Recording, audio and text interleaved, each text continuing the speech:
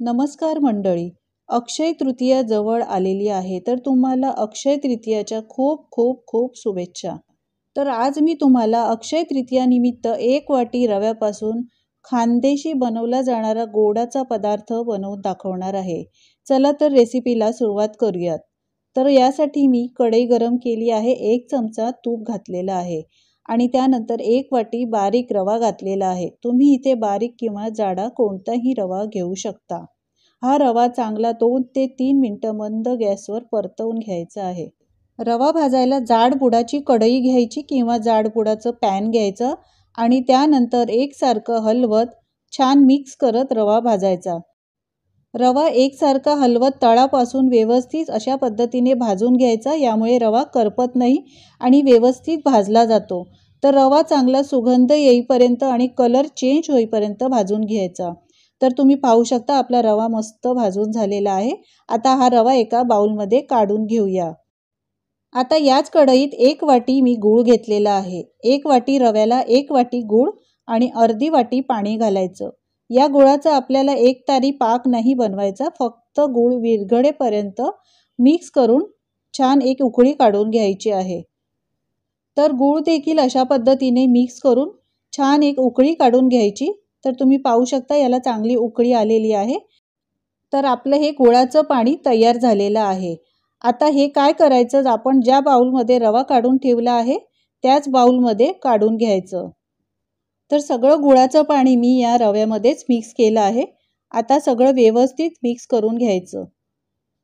आता या पदार्थाला मस्त सुगंध येण्यासाठी थोडीशी जायफळ पावडर किसून घालायची.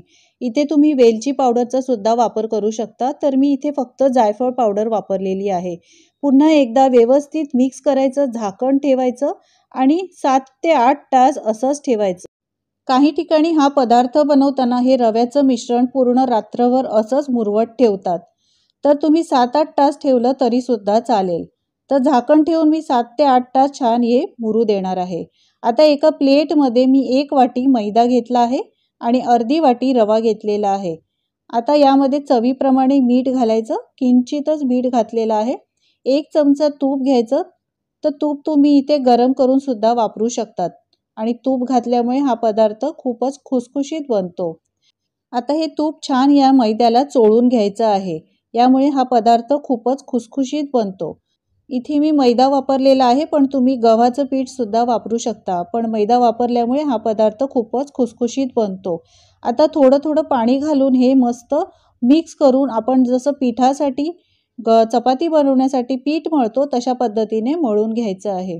आता हे पीठ मळून झालं की अर्धा तास असंच मुरवत ठेवण्यासाठी बाजूला ठेवून द्यायचं, कारण आपण यामध्ये रव्याचा वापर केला आहे. तर हे पहा 8 तास मी रवा छान मुरवत ठेवलेला होता. तर तुम्ही पाहू शकता हा रवा मस्त फुलला आहे, लुसलुशीत झालेला आहे. तर मी तुम्हाला अक्षय तृतीया निमित्त सांजोरी बनवून दाखवणार आहे आणि सांजोरी बनवण्यासाठी सांजा आपला तयार झालेला आहे. तर तुम्ही पाहू शकता गुळाच्या पाण्याचं प्रमाण आपलं परफेक्ट होतं. तुम्हाला रवा जर कोरडा वाटला तर इथे तुम्ही थोडंसं पाणी वापरू शकता, पण आता वापरायचं नाही. ज्या वेळेला आपण रवा मुरवत ठेवतो त्यावेळेला पाण्याचा वापर करायचा. आता हा सांजा अजून चविष्ट बनवण्यासाठी अर्धी वाटी सुकं खोबरं भाजून घेतलेलं आहे. सुकं खोबरं भाजूनच वापरा. असंच कच्चा टाकलं तर याला बुरशी येऊन सांजोऱ्या लवकर खराब होतात. तर इथे मी खोबऱ्याचा कीस घातल्यानंतर 1 चमचा ड्रायफ्रूट्स पावडर वापरलेली आहे. इथे तुम्ही ड्रायफ्रूट्ससुद्धा वापरू शकता, पण माझ्याकडे ड्रायफ्रूट्स पावडर बनवलेली होती म्हणून मी ड्रायफ्रूट्स पावडरच वापरलेली आहे. तर आता हे सगळं मिश्रण व्यवस्थित पुन्हा एकदा छान मिक्स करून घ्यायचं आहे. तर आपली सांजोरी बनवण्यासाठी हे स्टफिंग तयार झालेलं आहे. आता याचं वरचं आवरण बनवून घेऊया. तर आपण पीठ जे मळून ठेवलेलं होतं वरच्या आवरणासाठी ते सुद्धा आता नरम झालेलं आहे. आता यामधील थोडं पोर्शन घेऊन अशा पद्धतीने एक गोळा तयार करून घ्यायचा आहे. असेच सगळे गोळे तयार करून घ्यायचे आणि त्यानंतर कपड्याने झाकून ठेवायचे. ओल्या कपड्याने झाकून ठेवल्यामुळे हे सुकत नाही आणि पाऱ्या तेलामध्ये फुटत नाहीत आणि शिवाय या सांजोऱ्या जास्त दिवस टिकतात. तर सगळे गोळे मी अशा पद्धतीने बनवून घेतलेले आहेत. एकदमच गोळे असे तयार करून ठेवले म्हणजे पाऱ्या लाटणे सोपं जातं, जास्त वेळ लागत नाही. आता हे गोळे तयार झालेले आहेत. यावर ओला कपडा टाकायचा आणि असंच ठेवून द्यायचं आणि जेव्हा गरज लागेल तसा एक एक गोळा घ्यायचा, याला थोडासा मैदा लावायचा आणि पुरी लाटतो त्याप्रमाणे या पाऱ्या बनवून घ्यायच्या। तर एकदम जास्त पाऱ्या बनवून ठेवू नका, नाहीतर त्या ड्राय होतात आणि तेलामध्ये फुटतात। तर इथे मी थोड्याशाच पाऱ्या सुरुवातीला लाटून घेणार आहे। तर मैदा लावल्यामुळे तुम्ही पाहू शकता एकदम सहजच या पाऱ्या लाटल्या जातात। पाऱ्या लाटताना प्रत्येक वेळेला पीठ हातावर घ्यायचं आहे, चांगलं मळायचं आहे आणि त्यानंतर याच्या पाऱ्या बनवायच्या, म्हणजे पीठ सुकत नाही आणि सुकलं असेल तरी चांगलं हातावर चोळल्यामुळे त्या चांगल्या मऊ राहतात आणि तेलामध्ये फुटत देखील नाहीत। तर ह्या पहा मी एवढ्या पाऱ्या लाटून घेतलेल्या आहेत। आता यामध्ये सांजा भरायचा आहे। तर सांजा भरताना भरपूर सांजा भरायचा आणि तो मध्यभागी भरायचा, एकदम कडेला भरायचा नाही। अशा पद्धतीने मध्यभागी भरल्यानंतर कडेला पाणी लावून घ्यायचं, असं आजूबाजूला संपूर्ण ठिकाणी पाणी लावून घ्यायचं आणि त्यानंतर दुसरी पारी यावर ठेवायची आणि बोटाने हलक्या बोटाने प्रेस करायची, म्हणजे ही व्यवस्थित पारी बंद होते आणि तेलात घालणार आपण तळायला त्यावेळेला त्या फुटत नाहीत। तर बोटांनी मी याच्या कडा पूर्ण बंद करून घेतलेल्या आहेत। तुम्ही या सांजोऱ्या अशाच तळू शकतात, पण यांना अजून रेखीव आणि सुंदर दिसण्यासाठी फोकने अशा पद्धतीने डिझाईन करून घ्यायचं आहे, म्हणजे या दिसायला देखील खूपच छान दिसतात। लहान मुलांना अशा पद्धतीने काही नवीन बनवून दिलं आणि नवीन काहीतरी दिसतंय त्यामुळे ते आवडीने देखील खातात। तुम्ही या सांजोऱ्या करंजी बनवायच्या कटरने कट केल्यात तरी सुद्धा चालतील। आता फोकच उलटा करून अशा पद्धतीने याच्या कडा आतल्या बाजूला दुमडत जायचे। तुम्ही पाहू शकता मस्त याला आकार आलेला आहे आणि दिसायला देखील एकदम फुलासारख्या दिसतायत। अशा पद्धतीने तुम्ही सांजोऱ्या एकदा नक्की ट्राय करा। लहान मुलांना असं काही आकर्षक वस्तू दिसली तर ते आवडीने मागून मागून खातील, आवडत नसेल तरी सुद्धा ते मागून मागून खाणारच।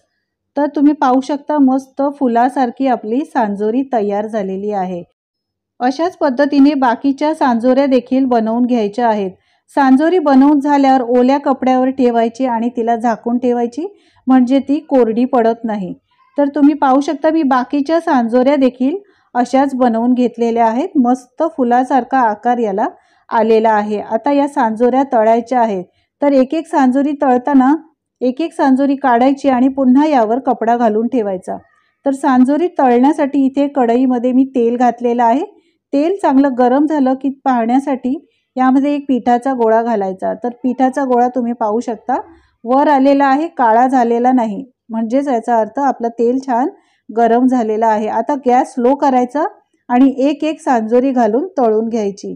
एकत्र सांजोऱ्या घालू नका, एकच सांजोरी घाला। तुमच्याकडे मोठी कढई असेल तर यामध्ये 2-3 सांजोऱ्या तुम्ही घालू शकता। तर मी इथे एकच सांजोरी घातली आहे आणि स्लो गॅसवरच ही सांजोरी चांगली तळून घ्यायची, यामुळे ती छान खुसखुशीत होते। वरून झाऱ्याने अशा पद्धतीने तेल घालायचं। तुम्ही पाहू शकता मस्त टम्म फुगलेली आहे आणि याचा कलर देखील हळूहळू चेंज होत आलेला आहे। तर अशी उलटून पालटून यावर तेल घालून छान खुसखुशीत होईपर्यंत ही सांजोरी तळून घ्यायची।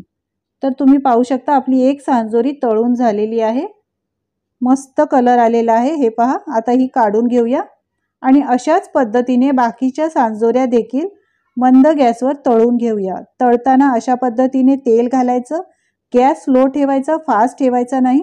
अशा पद्धतीने तेल घातल्यामुळे हे पहा मस्त टम्म फुगते। त्यानंतर याला पलटायचं आहे आणि दुसऱ्या बाजूनी सुद्धा अशीच तळून घ्यायची। तर ही देखील सांजोरी मस्त आपली तळून झालेली आहे। काढून घेऊया आणि बाकीच्या सांजोऱ्या देखील तळून घेऊया। तर हे पहा सगळ्या सांजोऱ्या मी तळून घेतलेल्या आहे। सारण सुद्धा अगदी काठोकाठ भरलेलं आहे। या सांजोऱ्या 15 दिवस अशाच खुसखुशीत राहतात आणि खराब होत नाही, टिकतात। तर तुम्ही पाहू शकता याच्या आवाजावरनं मस्त अशा कुरकुरीत झालेल्या आहेत। तर मुलांना आता सुट्ट्या देखील लागलेल्या आहेत, तर सुट्टींमध्ये तुम्ही अशा प्रकारच्या सांजोऱ्या त्यांना नक्की बनवून द्या। अक्षय तृतीयेला खानदेशामध्ये या सांजोऱ्या हमखास बनवल्या जातात। तर या अक्षय तृतीयेला तुम्ही या सांजोऱ्या एकदा नक्की ट्राय करा। खूपच सोपी रेसिपी आहे, जास्त वेळ लागत नाही आणि या सांजोऱ्या खूपच कुरकुरीत आणि क्रिस्पी राहतात आणि शिवाय 15 दिवस टिकतात देखील। तर ही रेसिपी कशी वाटली कमेंट्स करून सांगायला अजिबात विसरू नका. रेसिपी आवडली असेल तर लाईक करा, शेअर करा आणि माझ्या चॅनलवर नवीन असाल तर चॅनलला सबस्क्राईब करा. बाजूच्या बेल आयकॉनवर क्लिक करा म्हणजे नवीन व्हिडिओचे नोटिफिकेशन तुम्हाला रेग्युलर मिळतील. पुन्हा भेटूया अशाच नवनवीन रेसिपीसोबत. व्हिडिओ पाहिल्याबद्दल धन्यवाद.